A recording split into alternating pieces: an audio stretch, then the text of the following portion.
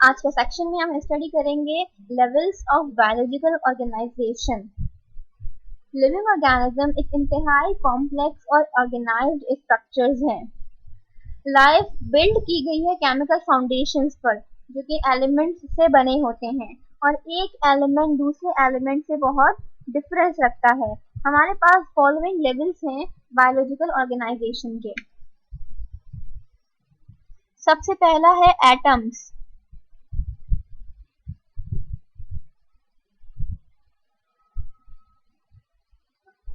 Atoms is the smallest unit of an element, और ये बनाते हैं chemical block of all the living organisms. बहुत सारे एटम्स जब मिलते हैं तो बन जाता है मॉलिक्यूल।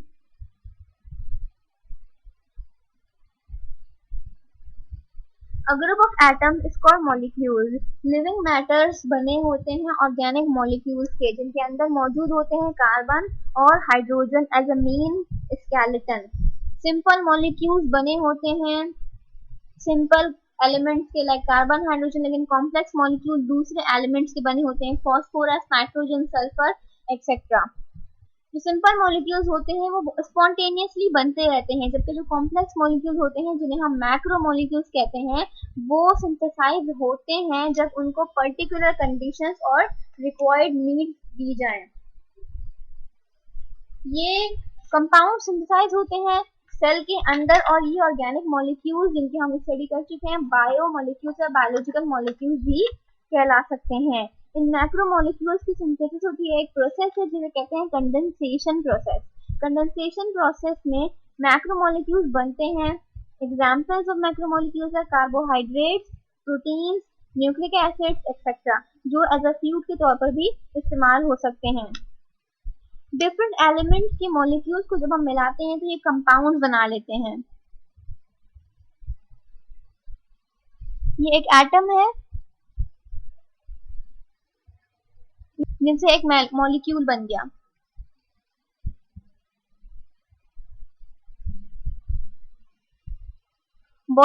बायोमोलिक्यूल्स जब अरेंज होते हैं तो ये माइन्यूट स्ट्रक्चर्स बनाते हैं। उन माइन्यूट स्ट्रक्चर्स को हम कहते हैं organelles. Organelles are those minute structures which are formed by the biological molecules or organic molecules. एक ऑर्गेनेल एक पर्टिकुलर फंक्शन परफॉर्म करता है एक सेल में, और हर एक ऑर्गेनेल का सेल में होना इंतहाई जरूरी है। These are the molecules। जब ये मिले तो इन्होंने ऑर्गेनेल बना लिया। This is the organelle. बहुत सारे ऑर्गेनेल्स जब मिलते हैं तो ये बना देते हैं एक cell. Cell is the basic unit of life. It is the smallest unit of life.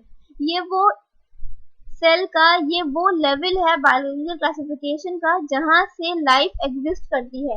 Atom, molecule या फिर ऑर्गेनेल, इन लेवल्स पर लाइफ एग्जिस्ट नहीं करती, लेकिन जब हमारे पास सेल बन जाता है तो वहां पे लाइफ एग्जिस्ट करना शुरू हो जाती है, क्योंकि सेल के अंदर तमाम मेटाबॉलिक रिएक्शंस होते हैं। सेल के अंदर मौजूद होता है सेल ऑर्गेनेल, साइटोप्लाज्म, और ये कवर होता है एक मेम्ब्रेन से जिसे कहते हैं सेल मेम्ब्रेन या प्लाज्मा मेम्ब्रेन।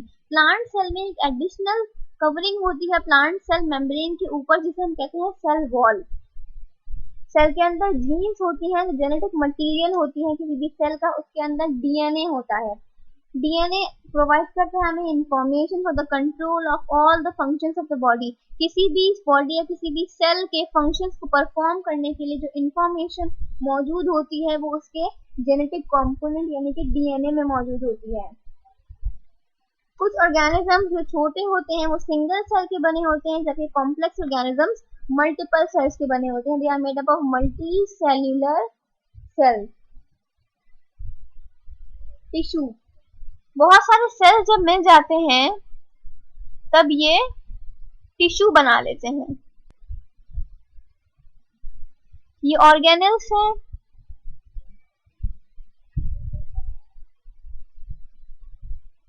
इनका ये बन गया सेल। जब हमारे पास बहुत सारे सेल्स जमा हो गए, सिमिलर सेल्स, तो इन्होंने बना लिया टिश्यू जिनके अंदर मौजूद है ऑर्गेनेल्स और दूसरे particles. Similar cells are grouped into tissues which perform a particular function. For example, muscular tissue, nervous tissue, ground tissue. ये सारे टिश्यूज होते हैं जिनके नाम है मस्कुलर टिश्यूज, मसल्स में मौजूद होता है, नर्वस टिश्यू नर्वस सिस्टम बनाता है। इसके अलावा कंडक्टिंग टिश्यू प्लांट में मौजूद होते हैं, जाइलम फ्लोएम जो कि प्लांट की कंडक्शन को वो करते हैं, कैरी ऑन करते हैं। जब बहुत सारे सिमिलर टिश्यूज एक साथ मिल जाते हैं तो ये ऑर्गन बना लेते हैं।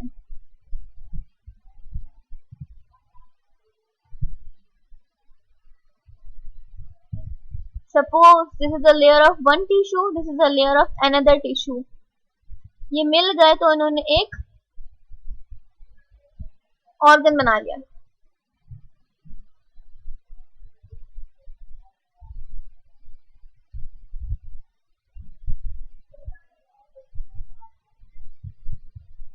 एग्जाम्पल्स हैं ऑर्गन्स के, लिवर, सपोज ये लिवर है, ये लिवर सेल्स थे, ये लिवर के टिश्यू थे। जब इन टिश्यूज ने आपस में ज्वाइन किया एक दूसरे को तो इन्होंने लिवर बना लिया। दूसरी एग्जाम्पल है स्टमक की, स्टमक भी एक ऑर्गन है। इसके अलावा brain, these are the organs. Organs बनते हैं सिमिलर टिश्यूज से, सिमिलर टिश्यूज बनते हैं सिमिलर सेल्स से, सेल्स बनते हैं ऑर्गेनेल्स और ऑर्गेनिक मॉलिक्यूल्स से, ऑर्गेनेल्स बनते हैं मॉलिक्यूल्स से और मॉलिक्यूल्स बनते हैं ग्रुप ऑफ एटम्स से। जब बहुत सारे ऑर्गन्स को मिला देते हैं तो एक बन जाता है ऑर्गन सिस्टम। यहाँ नीचे से कंटिन्यू करते हैं, ऑर्गन सिस्टम। ऑर्गन सिस्टम मिलता है बहुत सारे ऑर्गन से। अगर हम बात करें किसी ऑर्गन सिस्टम की तो let's suppose we have respiratory system. तो रेस्पिरेटरी सिस्टम शुरू होता है ट्रैकिया से, पहले ट्रैकिया होता है, इसके बाद ये ब्रोंकस में डिवाइड होता है, ब्रोंकस में डिवाइड होके इसके बाद ये लंग्स में पहुंचता है, फिर लंग्स में इनकी फर्दर डिविजन्स होती हैं। These are the separate organs जो एक सिस्टम बना देते हैं जिसे हम रेस्पिरेटरी सिस्टम कहते हैं। तो ये एक ऑर्गन सिस्टम है। इसी तरह डाइजेस्टिव सिस्टम मौजूद होता है, सर्कुलेटरी सिस्टम मौजूद होता है और दूसरे कई सिस्टम्स बॉडी में एग्जिस्ट करते हैं। तो बहुत सारे सिस्टम्स एक साथ मिल जाते हैं तो ये बना देते हैं ऑर्गेनिज्म।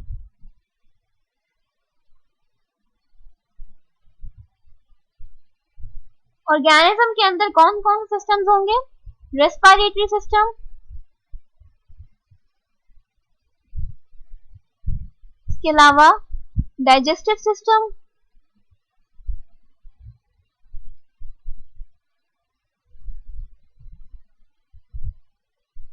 सर्कुलेटरी सिस्टम,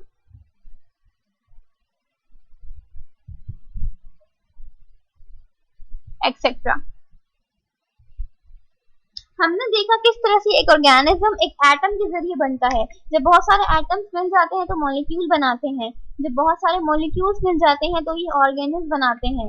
जब बहुत सारे ऑर्गेनिल्स एक जगह गैदर होते हैं और उनके आपस में फ्लूइड आ जाता है उसे हम कहते हैं सेल। बहुत सारे सेल मिला के एक टिश्यू बनाते हैं, सिमिलर टिश्यूज एक ऑर्गन बनाते हैं और बहुत सारे ऑर्गन्स मिला के ऑर्गन सिस्टम बनाते हैं और बहुत सारे ऑर्गन सिस्टम मिला के एक ऑर्गेनिज्म बनाते हैं।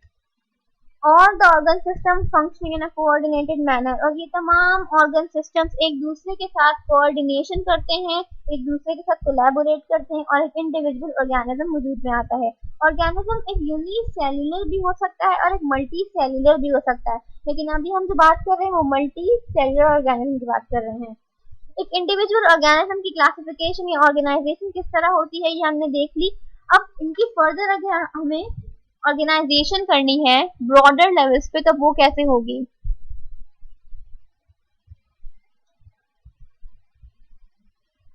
सिमिलर ऑर्गेनिजम्स एक जैसे इंडिविजुअल ऑर्गेनिजम्स जो एक दूसरे के साथ इंटरब्रीड कर सकते हैं, वो एक खास हम कहते हैं स्पीशी।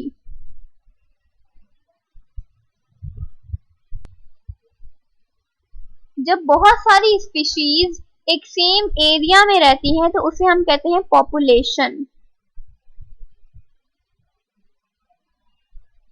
और जब बहुत सारी पॉपुलेशंस एक एरिया में रहती हैं तो उसे हम कहते हैं कम्युनिटी।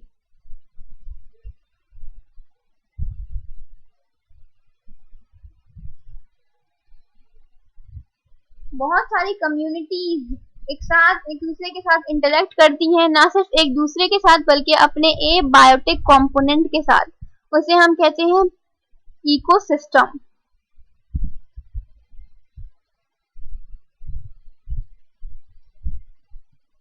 और जब बहुत सारे इकोसिस्टम्स मिल जाते हैं तो वो कहलाता है बायोस्फीयर।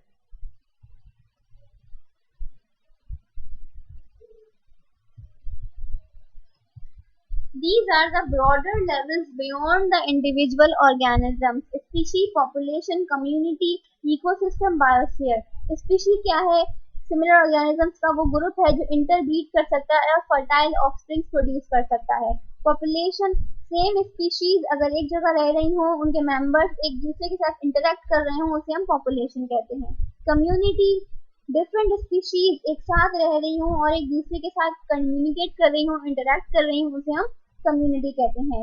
इकोसिस्टम, लिविंग ऑर्गेनिज्म जब इंटरेक्ट करते हैं नॉन लिविंग कंपोनेंट के साथ, अपने ए बायोटिक कंपोनेंट के साथ और अपने बायोटिक कंपोनेंट के साथ, तब उसे इकोसिस्टम कहते हैं।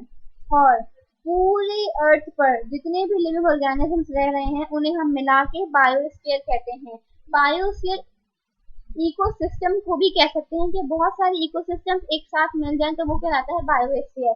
हमारा जो प्लैनेट है अर्थ कहलाता है बायोस्फीयर। तो ये हमारी हो गई levels of biological organisation. Smaller level पे हम क्लासिफाई करते हैं into atom, molecule, organelle, cell, tissue, organ, organ system, then organism. और अगर ब्रॉडर लेवल पे जाएं तो हमारे पास स्पेसिफिकेशंस आ जाती हैं: species, population, community, ecosystem and then biosphere.